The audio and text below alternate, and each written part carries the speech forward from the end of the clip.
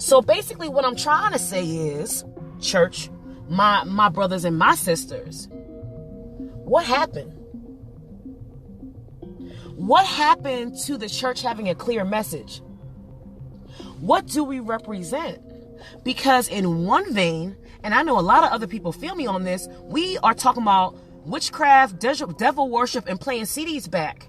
And then fast forward, now we're talking about well, maybe he was battling a couple things. And then his documentary came out a little bit before he passed, talking about the crack cocaine addiction. Okay. And it's like, we need to be able, church, to be able to give people a clear message at all times. We have to be able to let people know that we are not judgmental, that we are here to love.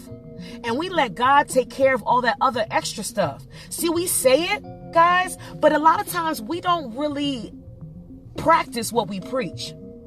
And it's starting to become a real issue because now the state of the church is becoming, it was already before, but now that this pandemic hit, we're really looking very disingenuous as a people, as a whole. So some people could say, oh, you ain't talking about me. You ain't talking about me because I don't do that to people. Well, I understand you, sir and ma'am. I understand you don't do that. And I thank God that you don't, if you don't do it.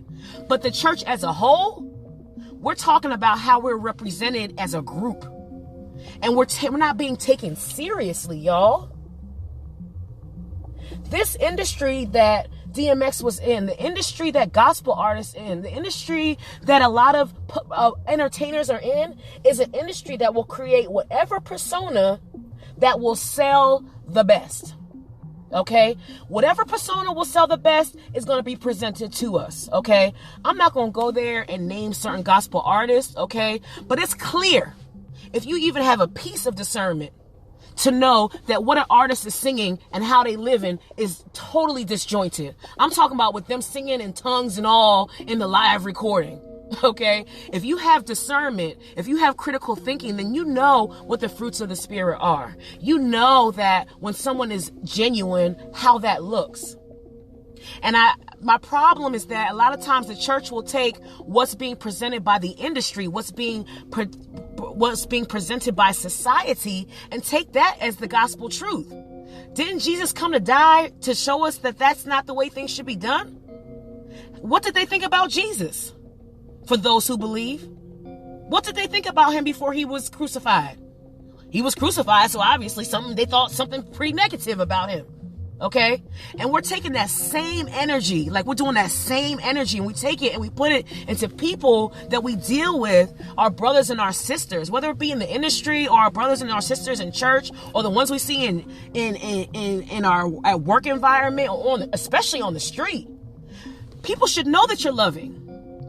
It shouldn't take you putting on a pair of heels or a suit for people to know that you love God.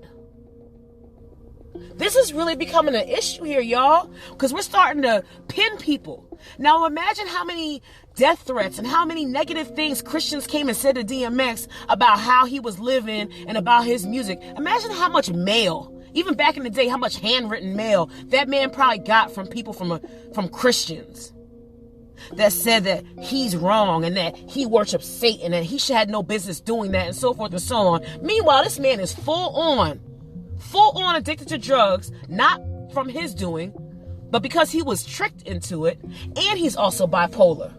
Come on here. And you shouldn't even have to know that about him for you to even give him a pass. Love is love, regardless. Like, I love my church people, even though you might not be living what you say that you're living when you come to church. Because my discernment is on point.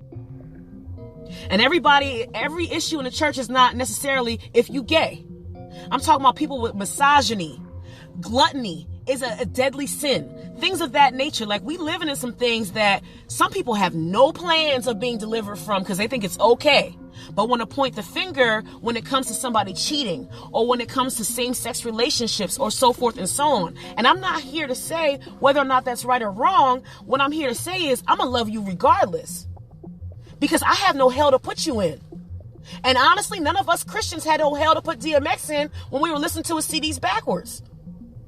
So it's just really important, guys. I just wanted to come real quick because it is so important that you do a self-evaluation. And I'm always talking about self-evaluation because it's so important in order for you to live in purpose. How can God show you your purpose if you are living a whole life and you have a whole mindset about something that's not accurate about you? It's something that you created, but it's not who God wanted you to be. You have to be careful that you also don't have a persona like DMX. You see what I'm saying? These personas are not just limited to the industry. We all like to carry these personas. And that's the reason why I say that social media can be a very beautiful tool, but it can also be very negative because you can show people whatever you choose to show them, whether it's accurate or whether it's not. So we got to be careful who we judge. I guess this comes to the point of having an open heart and an open mind for your brother and your sister, regardless of how they look or how they might talk or what they might be addicted to or what they might do that you don't do. Or, oh, this person curses and I don't like to deal with that energy. Well, people don't like to deal with your nasty energy and you don't curse at all. You see what I'm saying? And once you start to think about things that way, like, hey, you know what? I might not be the most pleasant all the time either. So maybe let me hold back my judgment on this one because there are a couple people that got to deal with me when I'm not the best either. So, we've got this side of, okay, we talk about DMX, the rapper who was living this kind of life. We never talk about gospel artists who are living certain kind of lives, who are still singing certain things, and it's not lining up. But we pick and we choose. So my solution to that is to not even talk about it.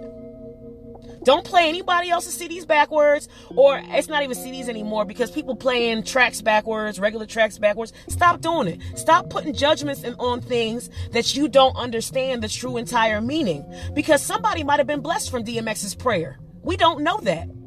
We don't know if somebody that did not know God, all of a sudden after hearing his prayer, decided to pursue him.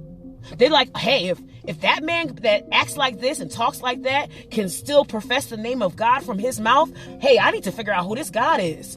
We don't know how many people that might have happened to touch. But instead, we hear spitting out poison instead of encouraging our brother. Instead of saying that, hey, regardless of what you're going through, I'm going to be here for you. Okay? So we already know, like I said, that the mainstream society judges people on worldly worth, what the world deems valuable. Christians, we should not be of the world. So we should be holding ourselves to a different standard by not judging others at face value. Okay? That's basically the summary of that one. Now, I listen, I like to tell you guys who I listen to every now and again. But I was listening to David Goggins. He's a motivational speaker. He has a great story. He was military, first black military in 70 years. I don't know. He has an amazing story. I'm not going to get into all that right now because the focus of this podcast definitely was about DMX. However, he is a motivational speaker. He's great. I recommend him, but if you are a Christian or even a person who doesn't like cursing and so forth and so on, then maybe he's not the person for you to listen to. However, he is amazing. I like people that get to the point. You give it to me, just give it to me raw in the way that it comes. I don't need you to dance around pretty words. I don't need you. If it needs a curse word, some stuff in this world needs one. And I am going to do a podcast about how Christians deem holy speaking and talking and so forth and so on. I am going to do a podcast about that. And also, guys, let me just interject this real quick because we're not going to be on here too much longer. However, if you do have any show ideas for me that you would like me to talk about, please do so by emailing me at shespeakspodcast@hotmail.com. And I will be more than happy to entertain various topics. So far, my people that roll with me, the few that do listen to me, you guys like the way the topics have been going thus far. But if you have one for me, baby, hit me up on the email, shespeakspodcast@hotmail.com, and I'll be more than happy to at least entertain it. If I can't do it, I won't, because I'm not disingenuous. I'm not going to make up something. But for the most part, I have talked about so many topics. There's not much that's off. I'm not going to touch that if I have some information on it. But anyway, back to David Goggins. he talks about getting rid of the noise. Okay, you're getting rid of that noise that's around you, or even that inner noise that you might have in your thoughts. You have to be careful to not keep listening to these extra distractions, that inner noise that you might have. And instead of hearing and listening to that negative noise that might be around you, you have to stop hearing those things and start maybe preaching things to yourself. So we talk about, like I said, affirmations. Affirmations would be the counterproductive thing to do as opposed to listening to outside negative noise. So it's very important that we make sure that we're starting to strip ourselves from what everybody else says. Yes, I know mommy and daddy got a whole plan for your life. I get it. They want you to graduate from here, have 2 kids, have maybe a dog, white picket fence. They want you to have a doctorate degree. I get it. I know mommy and daddy want you to do that. I know that your friends on social media are looking for you to put out whatever it is that you put out a lot of that they like. I know. I know you got responsibilities to your friends and your family. I know that your boss is pushing you to get that project done. I get it. But all of that might be noise. Might be. If you're living in purpose, you don't have to worry about that. But a lot of those things might be outside noise if you don't know who you are and what God has called you to be. And always, my podcasts always come back to who you are and what God wants you to be. It's so, so important to take time to figure out. Do that dipstick test. Excuse me, I'm sorry. Do that dipstick test and make sure that you are where you need to be. Your mind is not going off into other dangerous places. Yes, I know you lost a bunch of people. Yes, I know that person close to you is gone, but you don't want your mind to be taken over by the negative thoughts. You see, that's that outside noise. And then with that outside noise is the chance for anger, resentment, and depression to sink in. And you don't want that. You don't want that, because a lot of times when that sets in, the situation is long gone and we don't even know the reason why we feel how we feel.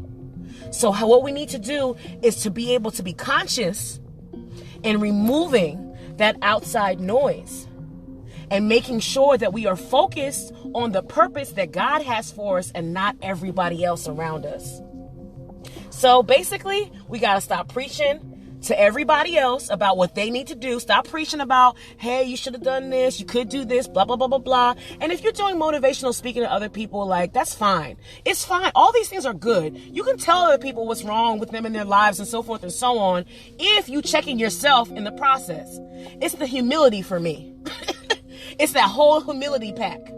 The humility pack is what a lot of people ain't walking around with. So it's not necessarily what you're saying to people. It's the spirit in which you're saying it to them. So if you're not coming from a place of humility, then a lot of times what you come off and say can be cocky and arrogant because you're not even checking yourself about what you're addressing another person about.